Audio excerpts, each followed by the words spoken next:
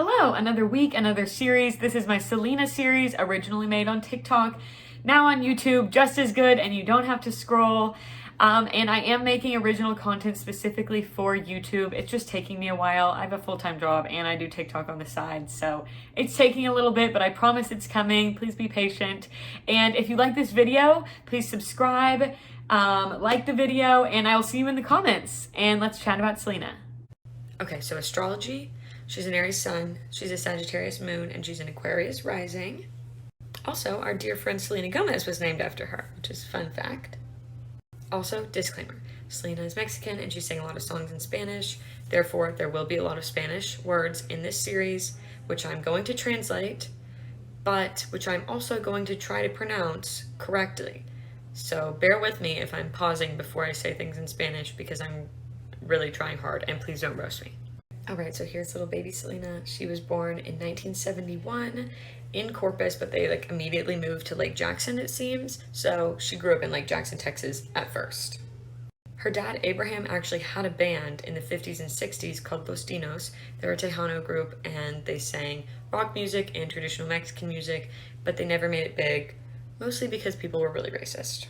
So apparently at white venues, when they discovered they were Hispanic, they would boo them. They wouldn't pay them sometimes, and then at Hispanic venues, they would often also boo them for not knowing enough Mexican music.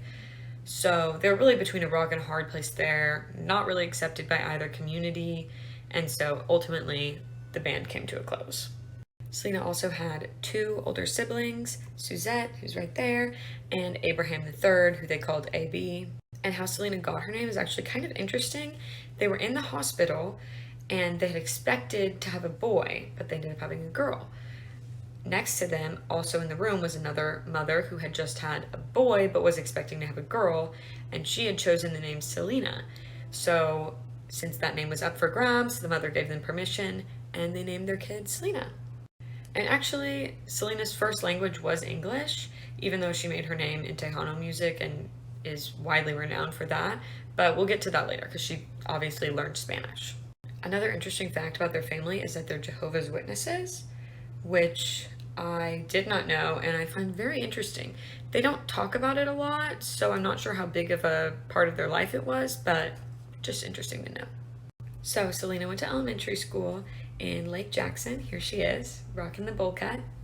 And when she was in elementary school was when her dad first taught her to sing. He also taught her brother AB to play guitar and her sister Suzette to play the drums.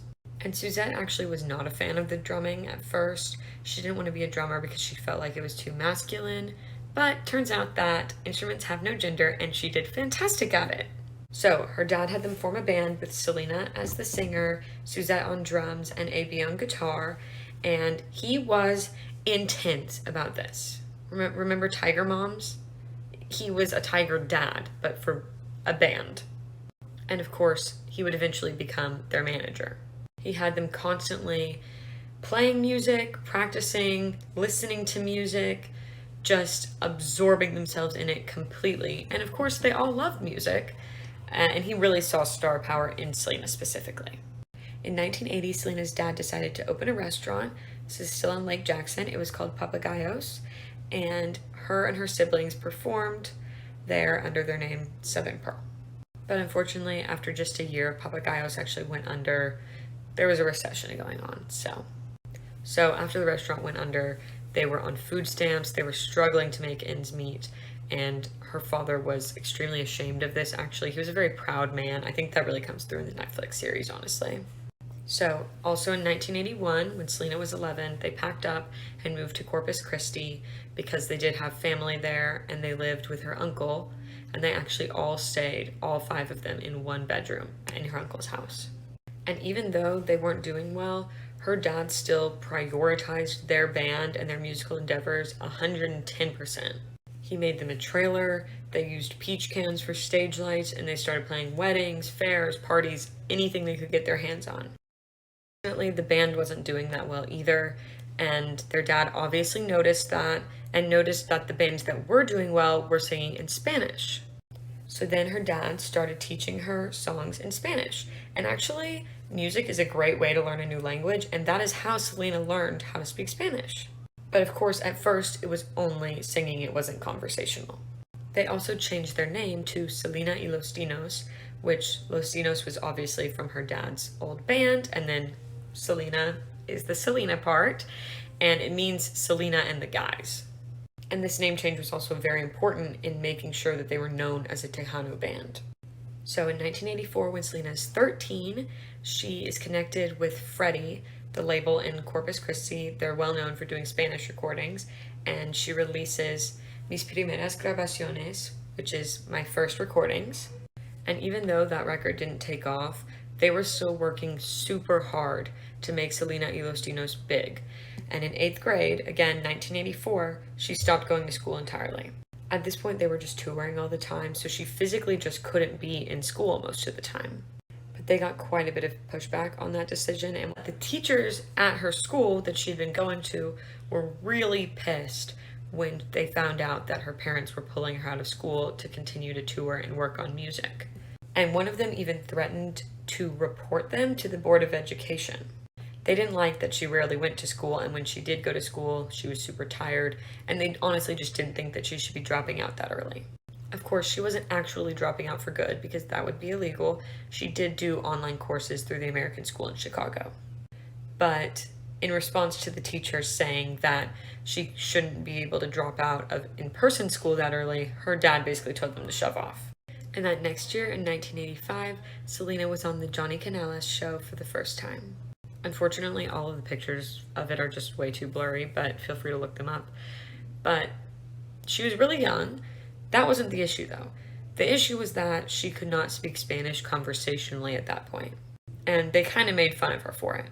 So at that point, she knew she had to learn conversational Spanish, and eventually she did. She was also working nonstop at this point, so it was inevitable after working on that much Tejano music that it would get better. Also in 1985, Selena switches to Cara and Manny record labels, and her dad knew Manny Guerra, the head of it. They were also supposed to have Luis Silva, who was a big name in the Tejano music industry for songwriting, to give them some songs, but he ended up kind of screwing them over, so then AB, her older brother, started writing songs for the group. They also got a keyboardist named Ricky, and he also wrote some songs, or helped in it at least. But they were still mostly doing covers at this point, and their first song to end up on the radio was a cover of the song Dame un beso. And this is the album that they released with Cara and Manny Records, I believe. But then the next year they switched again to GP Records, where they released Alpha in June of 1986. And in July they released another album called Muñequito de Trapo. Then, at the tender age of 16 in 1987, Selena wins Female Vocalist of the Year at the Tejano Music Awards. And here she is. Very 80s. She also had her second performance on the Johnny Canales show this year, and it went a lot better, and of course she had also won Female Vocalist of the Year, so it was a success. And then just the next year, she wins Female Vocalist of the Year again at the Tejano Music Awards. This is also where she meets Jose Bejar of EMI Records. They were very interested in her, but they also had interest coming from CBS, which is of course a huge network. But first, October 10th of 1988, she releases Preciosa, and December 24th, she releases Dulce Amor. In 1989, she gets her GED, finally has that high school finished, and she was actually accepted to LSU, but she ended up enrolling in Pacific Western University for business administration, but it doesn't seem like she ever finished that degree. I mean, not that she needed to, but. They also decided in 1989 to sign with EMI Records over CBS. It was mainly because EMI offered them more control, or at least up front they did, and the promise of an English album. And Selena was a little bit worried that it would be her fault if the EMI Records didn't pan out right and they didn't take the CBS one, because she was really the one who wanted to do an English record very badly. And the first thing that EMI wanted to do was drop Los Dinos. Just in name, not the actual band leaving, but they wanted it to be just Selena, because it's a better, just one word, catches the eye kind of thing. Luckily, her siblings didn't mind, her family didn't mind, they weren't heartbroken by it. They really wanted to be financially independent and support their families, and they understood that Selena is more eye-catching and memorable than a longer name, and better for the crossover eventually. They also added Joe and Pete to the band this year. This is Ricky. I believe this to be her brother. I think these two are Joe and Pete. We'll talk about him later. At first, Joe and Pete had just been opening for them. Then they joined the band, mainly so that Pete could take some of the vocal stress off of Selena. And they were pretty excited about it, except Suzette, who was kind of annoyed that the dad was making decisions without them at that point. But he was their manager, essentially, so he kind of called the shots anyways. And they were still doing mostly Tejano music. They were recording some English songs, but the record was pushing back on them to not put them in the first album at least. Basically, they just said, we signed you as a Tejano music group, so the first album at the very least needs to be Tejano. And here's the first album, released on October 17th of 1989, Selena. And A.B., her brother, actually produced it, and of course Los Dinos was still there on the track, just not in the name. And they actually did get one English song on it, so that is a win for them. And there was actually quite a bit of debate over the look for this album cover, because she wanted to look like herself and her own style, which was fantastic and people loved, but they wanted her to look exotic. And since it was their first album at this new record label, the record label won. Luckily, this was not going to be for long because she had iconic fashion, and that was going to be a major focus later on. So in late 1989, Chris Perez joins Selena y Los Dinos, which was now being called Selena. A.B., her brother, had actually seen him performing with another band and thought he had great potential to be a good guitarist for them, but he was hesitant at first actually because he didn't want to leave the band he was with, but the temptation of doing a crossover album got to him and he joined Selena. Unfortunately, Selena's dad, who was also their manager, was not a fan of him, at least at first. He was a little bit more edgy, and her dad liked a clean-cut man. Selena, however, didn't mind Chris's look at all. In fact, she had a super crush on him. And of course, her dad didn't know about that, and her sister, who did know about it, did not like the idea of it because they thought it would ruin the band's dynamic. Also in 1989, Selena goes to the Tejano Music Awards, and wouldn't you know it, she wins Female Artist of the Year again. This is like 3 years running at this point. And luckily, Selena wasn't too bothered by Suzette and her dad's opinions of Chris because they confessed their feelings for each other at a Pizza Hut in late 1989 and started dating secretly. Ooh. Then we have October 6, 1990, Ven Conmigo is released, Come With Me, and they start going on tour immediately. She also once again wins Female Artist of the Year at the Tejano Music Awards, and she is straight jamming in this photo. She is having a great time. Then in April of 1991, she releases Buenos Amigos with Alvaro Torres, and it reaches #1 on the Billboard Latin chart. And this was her first #1, so very exciting. And she is only a ripe 20 at this point. Also in 1991, Selena's dad is approached at a show in San Antonio by Yolanda Saldivar. And Yolanda wanted to help with the fan club. She wanted to be the president of it. And she said she was already a nurse. She had a full-time job. She didn't want to be paid. She just wanted to do it on the side because she was truly Selena's #1 fan. And of course, they accepted this offer because she was super sweet. She seemed to really love Selena, and she was doing it for free. And the fan club was a paid thing, but all of the money went to charity. So that's a really good idea and very sweet. In 1991, again, you guessed it, she wins Female Artist of the Year at the Tejano Music Awards. Unfortunately, bad news for 1991, her dad finds out about her secret relationship with Chris. And it's interesting because a lot of the sources online say that Suzette, her sister, told their dad about their relationship. But in the Netflix series that Suzette helped produce, she knew nothing about it. So you can decide what you think on that. Either way, her dad was pissed.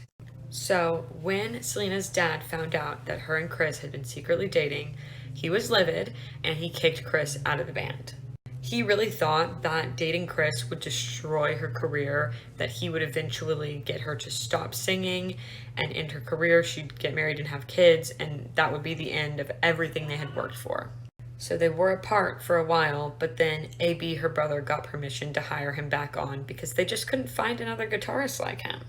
But this time, Chris really didn't want to have to hide it because he was very worried about what her dad would do if he found out again.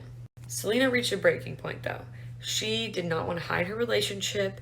She wanted to be able to do all of her work, which she was constantly working, but she also wanted to be with him. So they had a plan. So April 2nd, 1992, these two little lovebirds book it to the Nueces County Courthouse, and they got hitched, baby. They got married. They eloped. Of course, not the wedding that either of them pictured, but gotta do what you gotta do. Her dad did end up finding out though before they could tell him, because he found out over the radio. I guess someone at the courthouse had some loose lips. And once again, he was livid. And watching the Netflix series to see what like all their family reactions were, it doesn't seem like AB, her brother, really cared. Suzette though, her sister, was pretty upset just that Selena hadn't told her. Which honestly, since she had been against it the whole time, I'm not surprised that she didn't tell her. And of course her family also was panicking because she was MIA for a couple days after the reports that she had gotten married because she was scared to see them. Her dad did come around though, and he even bought them their own house on the same street as them and same street as her brother AB. They really like to keep the family close for sure. Then May 1992, the Ven Conmigo tour officially ends, and then August 1992, Entre Mi Mundo tour begins. No breaks.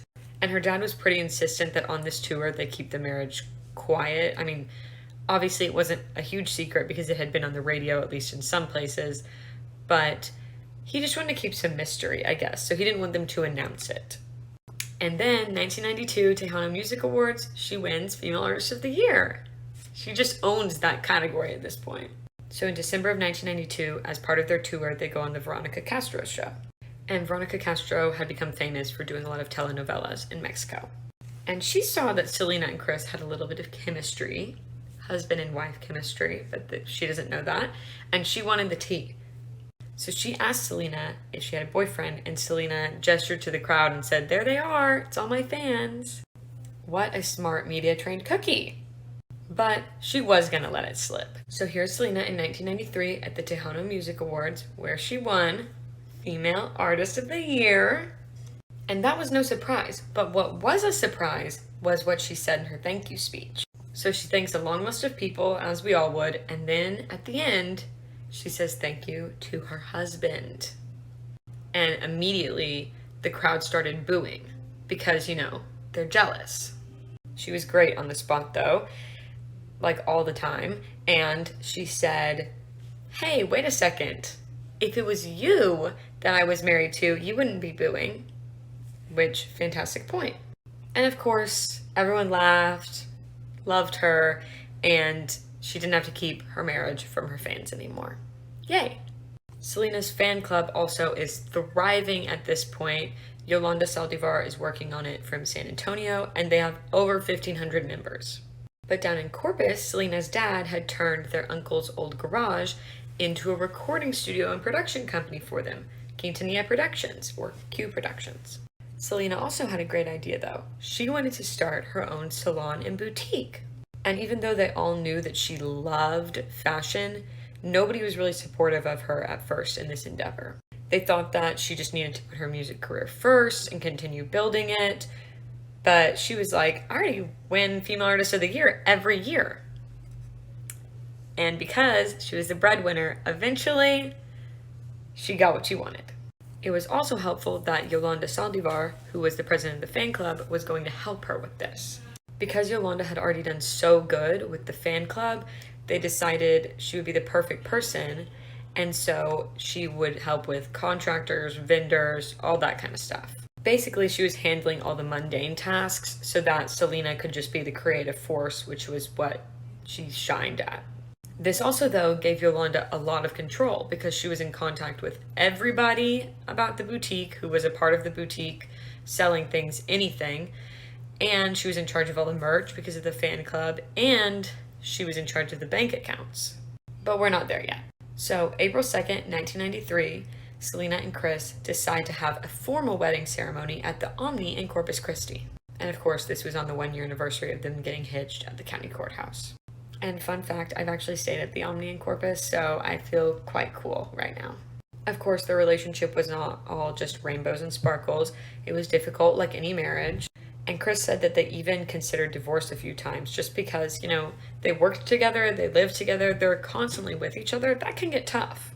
Some sources describe their relationship as turbulent, which makes me think Taylor Swift, The Way I Loved You, which is a fantastic song. But anyways, they loved each other a lot. So May 4th of 1993, Selena Live comes out, and immediately they start touring again. And somewhere around this time in the 1993 to 1994 area, in the Galleria Mall in Houston, a young Beyonce meets Selena. And Beyonce said that she was so scared at the time that all she could muster was hi. And apparently she was so scared that all she could say was hi. How adorable to imagine Beyonce being scared of literally anyone when now she would give me a heart attack on sight. In 1993, also, Suzette, her sister, got married, and Selena got to jump in on the wedding pictures, which is so cute. This is just a precious little memory. And then December 1993, Selena finally gets her English album with SBK Records. Unfortunately, her family could not go with her on this one. They wanted to use their own producers and musicians and all of that. But her family would still be working on the Tejano albums, so it was kind of all good. They were supportive of her. Then in January of 1994, Selena releases Donde Quiera que Estés with the Barrio Boys. And at the end of January, she opens her boutique and salon, which is called Selena Etc. It was a full-service salon, hair, nails, makeup, the whole nine. Plus, they sold accessories, merch, all sorts of stuff.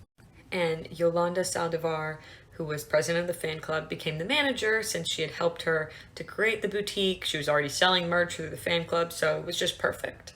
And shortly after, they started a Selena Etc. in San Antonio, which Yolanda also managed. And honestly, in 1994, Selena was popping off. She was famous in the US, in Mexico, in South America, pretty much everywhere. And she had 5 #1 songs in 1994 and 1995. Plus, she was a fashion inspiration. As we can see, I would 100% wear that outfit. And then, to top it all off, in March, she wins a Grammy for Best Mexican-American Album for Selena Live. And in case you were unaware, winning the Grammys means you are a big effing deal. Plus, she designed this dress. This spectacular piece, all her.